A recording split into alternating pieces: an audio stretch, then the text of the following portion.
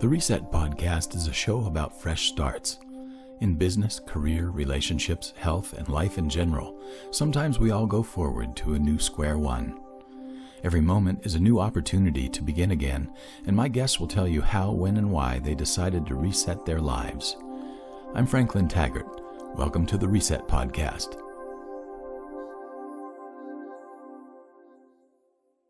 Welcome, everyone, to the Reset Podcast. My name is Franklin Taggart, and my guest today is a trusted advisor. That is a job title that I really love, by the way. And her name is Betina Meyer-Pflug. And Betina works a lot with nonprofit agencies to help them really get their businesses together. And a lot of times in nonprofit, you might think that business isn't their first priority, but quite honestly, it's just as important as if they were a for-profit organization. And so Betina brings a level of professionalism to nonprofits that many may have not experienced before. Welcome, Betina. How are you today? Thank you. Thank you very much for inviting me, Franklin. I'm really delighted to have you as a guest today. And I would like to start by talking a little bit about, you're originally from Sao Paulo, Brazil. And now you are in northern Colorado. How did that happen? Our family always wanted to have an international experience. We thought about living in Canada, but the weather is not that comfortable compared to Brazil. We tried to apply for a visa for Australia, but didn't happen also. And suddenly we're invited to move to Colorado because of my husband's work. And we took the chance. Here we are. Okay. And your work primarily right now is with nonprofit agencies. And I'm curious about when you started in your career, were you working in nonprofits as an employee or as a director? Or tell me a little bit about your past job experience. So I study hotel management and I work in the food and beverage industry for more than 20 years. But parallel to my whole professional life in Brazil, I was supporting nonprofits as a side work. I tried to dedicate 20% of my time during weekends and during nights to help nonprofits. And this passion with helping others started when I was around 10 years, I think. I recognized that now that I was thinking about it with my coaching. And when I was 10 years old, I asked my mom during weekends, you know what? I want to visit a nursing home. I miss having a grandfather. I only had grandmothers. Can you take me someplace where I can have a lot of grandfathers and grandmothers around me? And my mother said, yes, sure. They would love to see you. So I spent a lot of weekends visiting them and talking with them. For me, this was paradise. It's totally different. And after that, I think when I became 12, I started taking animals from the streets. So rescuing dogs with my mom, and I always enjoyed that. When it was Thanksgiving time, we had family here in the United States. This is not a tradition in Brazil, but since we have family here, they were always talking about Thanksgiving. It's very important to give it back. What have you done during Thanksgiving? And this made me think, what can I give back to others? And I started every year during Thanksgiving doing a special event. I started inviting other people to go to a spa. I took one day 60 elders to a spa. The other year, I took them to a flower show. The third year, I took 60 orphans to camp, and it was amazing, that feeling. I still have that picture here with me, with those kids, and really touched my heart seeing that with such a small effort, you can touch so many hearts. And this was fulfilling me all the time. And then I discovered that are many people like me trying to make a difference. And they gather as nonprofits. And I started to look for nonprofits that I could volunteer. And I did that for a long time, just pro bono during my career. But answering your question, I'm more specialized in marketing for companies. Okay, so marketing is really your background then, but you bring that experience and you translate it for nonprofits in a way that helps them to further their vision and to carry out their mission in the world. A little bit, so you started out more in the nonprofit and in the kind of caring professions. You started that more as a volunteer and also more just as a passion project. That was something that was, important to you and you cared about it. So that's why you did it. In addition to your full-time work in the hospitality industry. So it's really interesting to me that you would now find yourself full-time as a trusted advisor for nonprofit agencies, helping them to work on their business. Can you tell me a little bit about how you came to the decision to be doing this full-time? Yes. In 2006, I had the chance to open my own marketing company in Brazil, and I was more specialized in managing and doing events. And our main customer was Microsoft. So Microsoft doesn't do advertisement on TV, radio, anything like that. They really care about their customer, and they try to do relationship events together with their customers to bond with them. And working with them for 2 years made me realize how important is this. And everything that I learned while I owned this marketing company, I wanted to share with those nonprofits. So the CRM concept, having a tool to manage events and everything that I was learning that was possible to use in regular companies, I wanted to apply in nonprofits. So doing volunteer work, the first thing I did was try to manage volunteers in a more efficient way, organizing events and tracking their background, their capabilities to help us. And after that, I engaged in a nonprofit as a fundraising director. And I asked the executive director, can I deal with your nonprofit as you were a marketing agency for other partners? And he said, yes. If you bring us money to fundraise our program, you can do whatever you want. So I prepared a PowerPoint presentation of all the marketing opportunities this nonprofit could give to companies. And I started visiting companies, everything pro bono, working 1 day out of a week. And I brought so many partnership contracts to this nonprofit that the executive director was impressed. How can you do that?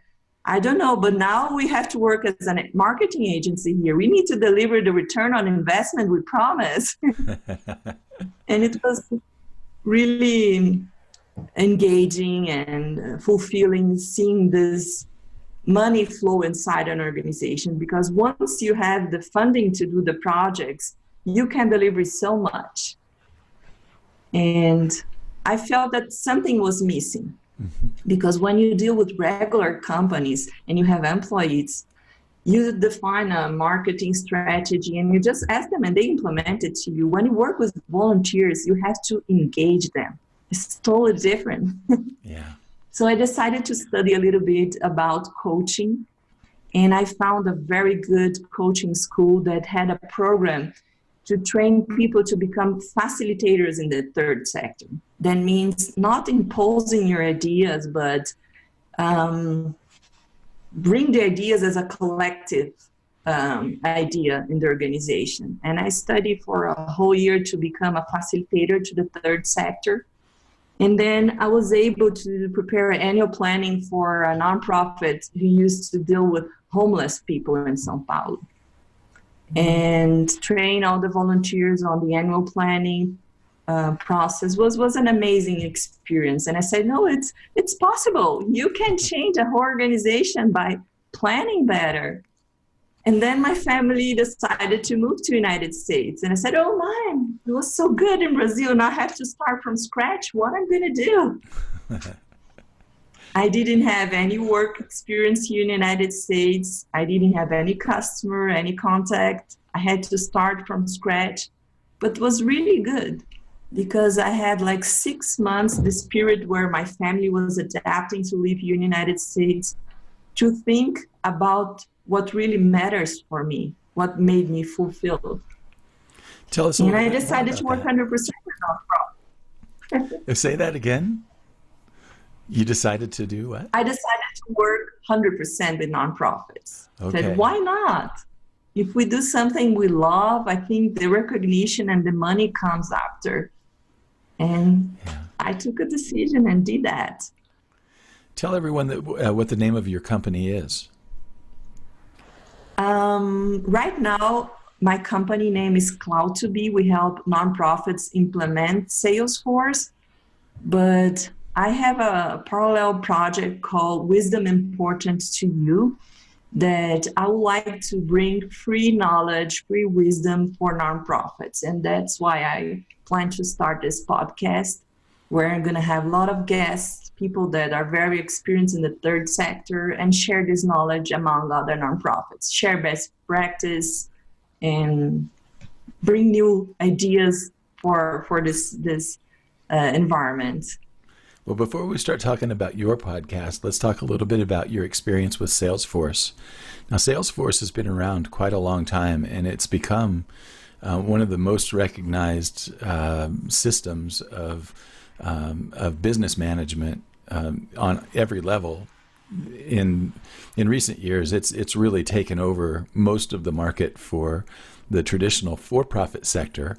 But you, in our interview before our conversation, you mentioned that they, from the very beginning, have had an arm that works with nonprofits, and I wasn't aware of that. Can you tell us a little bit more about how you found SalesForce and a little bit about the training that you've received in working with SalesForce for nonprofits? Yes. As I mentioned before, I used to work with Microsoft for a long time, and I was a Dynamics certified Microsoft. So I knew a lot about CRMs. But when I moved here to United States, I hired a coaching to help me out. And she said, before you start working with any nonprofit, you have to understand this word here in United States, how it works, how they work here. So I interviewed more than 50 nonprofits to understand their needs and to see how can I apply my marketing knowledge to help them out. And I discovered there was a lack of a system to run any kind of marketing strategy. They didn't have the volunteers in one place. They didn't have the email of the donors in one place. Some of them had different systems, but the system didn't talk with each other. So after doing this research on the nonprofits, I started doing research on also CRMs. What would be the best CRM system that could support nonprofits? And I started, of course, with Dynamics, but then a lot of things on the internet showed me that Salesforce was much more advanced in this third sector. And I discovered since from the beginning, Salesforce has created the salesforce.org. And 3% of the revenue of the company goes to support nonprofits with grants. They pay their own employees to work pro bono for other nonprofits. And they give away 10 free licenses for each nonprofit. I said, this is amazing. If they can support this initial investment for nonprofits, this is the startup that I was looking for the organizations to start with. So I decided to work with Salesforce, and I'm very happy to do that. I know they have more than 40,000 nonprofits using, and this platform that they developed was developed by nonprofits for nonprofits. Oh, wow. It wasn't an IT engineer, it was people that are using Salesforce every day and figuring out how the best way to use this tool. They built up a platform called Nonprofit Success Pack. And this is the one that I'm helping nonprofits implement right now. Very good. Now, you said that it used to be that Salesforce was primarily just a customer relationship management program, but it has really expanded to include many more things. In the nonprofit world, can you tell me a little bit about how Salesforce addresses things like volunteer management and things like that? Yes, they developed this platform that I mentioned, Nonprofit Success Pack, and this platform has 3 pillars. So they have a whole functionality to support volunteer management, program delivery, and the third one is fundraising. And the good thing is that all those three parts, they talk with each other. So you can have a household that interacts as a client and at the same time is a donor and at the same time can be a volunteer as well. And you can use this tool to talk with different stakeholders. You can talk with board members, you can talk with staff, you can talk with volunteers, donors, everybody in the same environment. And something that's very important that the nonprofits face is have information for grants. A lot of nonprofits rely on grants to survive nowadays. And having information from your program to put on your grants, it's very important. So reporting is something that it's really important for nonprofits as well. Okay, so SalesForce really, from the beginning to end, adds a lot of benefit and a lot of features that help a nonprofit both communicate with their customers and keep track of their records and coordinate volunteers and coordinate their services. I can understand your excitement. Yes, it's amazing. And the good part of it is not a complicated implementation process. Once you have a good partner that can go and understand how your nonprofit operates and translate this in an IT language, this is an easy process. And they have a platform, an e-learning platform that is free for everybody. Even if you're not engaged on SalesForce, you can start studying about it. And the name is Trailheads. If you Google Trailheads SalesForce, you can go with your own email and start using the e-learning platform and learn how to manage volunteers, how to manage your grants, how to interact with your donors. And this is something important to bring knowledge and doesn't charge for this. This is amazing. And I think we all should benefit from that. It's very exciting. And it sounds like it's going to be a whole lot of fun for you to be working with nonprofits and helping them to find these tools and to put them to work. I'd like to turn a little bit and talk about the new direction that you were talking about, the WITY, and the podcast that's going to be coming. Can you tell us a little bit about where the idea for that program came from? So I've been participating in a lot of networking meetings for nonprofits, and what I perceive is that people who work for nonprofits, they are very busy all the time. They wear different hats at the same time, like they have to run the program and manage volunteers and do so many things at the same time that they don't have time to stop and study. And by visiting nonprofits every day, I get to know a lot of amazing people that are doing amazing things, executive directors, even volunteers. And I want to share their story. I want to share their knowledge. I've been reading a lot of books. I want to share the knowledge of these books for the third sector and also bring some ideas from the for-profit world to the nonprofit world in an easy way. That's the idea of the podcast. So when they're driving to their work or driving back, or they're walking with their dogs, I know they will be thinking about their cause. I know they will be thinking, how can I make my work better? And I want to be there for them. I want to be their trusted advisor. Like, let's learn about fundraising with Steve. Let's learn about how to run a nonprofit with a brand new executive director in an old nonprofit. And I want to bring this knowledge. I want to bring this wisdom in a special way. So I thought that a podcast could be an amazing idea, and I was inspired by a good teacher to do that. Well, I know who that is. Well, I'd also like to find out a little bit about, as you start this new business and as you start to build this business that is 100% yours, what do you feel are your biggest strengths in starting this business? I think having this international approach of understanding how business are operated in different countries, not only United States, it's something that's very important.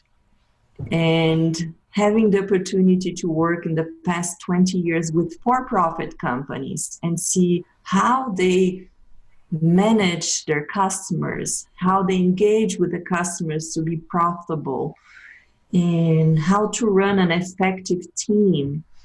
All this knowledge can be brought to the nonprofit world with a different approach. If you adapt to the environment that the nonprofits live, you can bring this knowledge and transform and bring more professionalism, more efficiency to the nonprofits. And that's what I'm trying to help them out. Okay, that sounds very good. If there was one thing about your new business that you wish were easier, what do you wish would be easier about starting your business? Being fluent English from the beginning. It's so hard to express your ideas in another language, not your native language.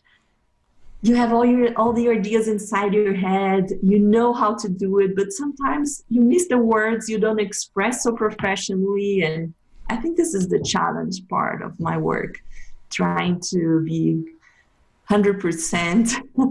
Yeah. Well, I don't know, have the capability to communicate 100%. Well, you do a remarkably good job of communicating in English. You don't seem to have to think too much about words. You're able to speak very fluently. I'm trying to improve every day because I know that training people, it's something very important, not just with podcasts, with videos, but printing materials and writing emails and be efficient in a communication. It's something that everybody needs to work on. So I'm working on it too. Yeah.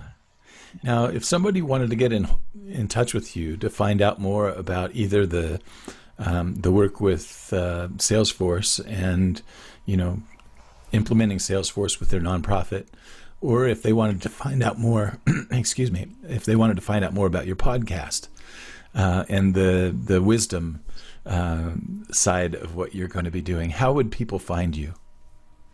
So my email is a little bit complicated, but it's wity, W-I-T-Y, at cloud2b-us.com. We have a website where we explain everything about Salesforce implementation, and the website is cloud2b-us.com. But if you want to know about the podcast, we do have a website called wity.tech, which is WITY.tech. And you can find in all the podcast tools in your, I think, iPhone, everything. I think you can explain better for our audience how to get in touch, but it's Wisdom for Nonprofits. This is the name of the channel, Wisdom for Nonprofits. I will make sure that the links to all of the things that you just said will be in the descriptions that go along with the video and with the podcast. So if people want to find the actual links, they will be provided for you.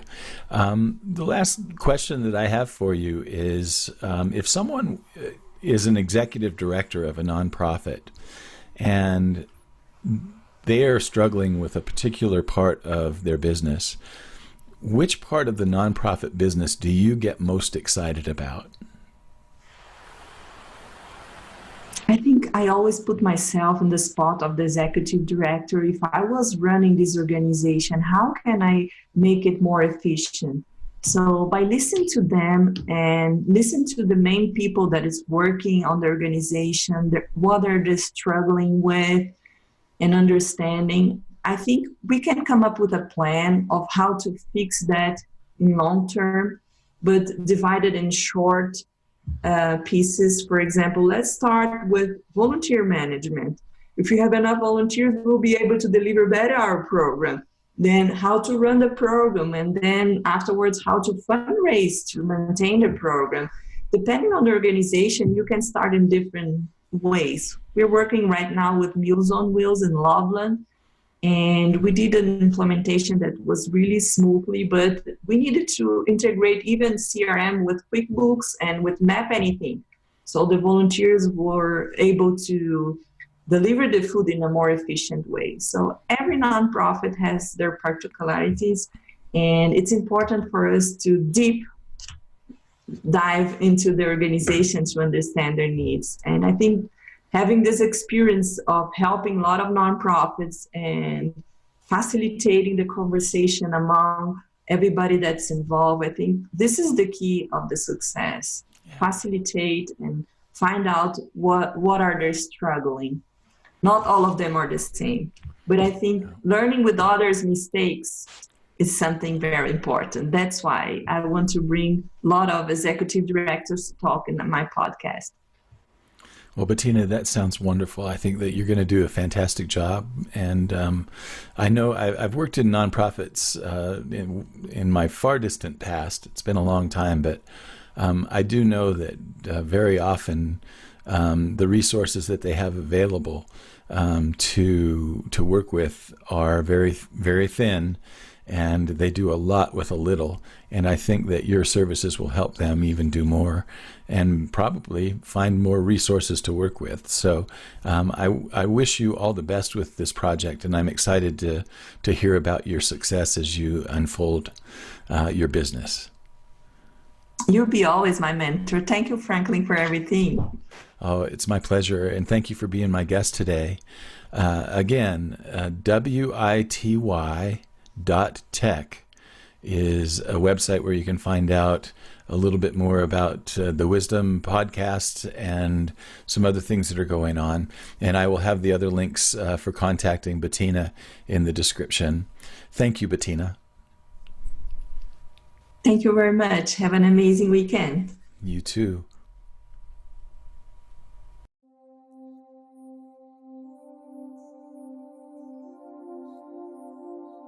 Thanks for taking the time to listen to, subscribe, and review the Reset Podcast.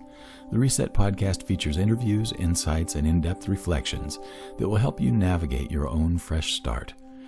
If you'd like to be a guest or share an idea for a topic you'd like to hear about, please contact podcast@franklintaggart.com. I offer a wide range of services to people who are ready to live with clear direction, new possibilities, greater freedom, and unlimited creativity. If you're looking for a new beginning, I'm available to help you. More information is available at franklintaggart.com. The Reset Podcast is a production of Franklin Taggart and Make Your Own Way Media. All rights reserved.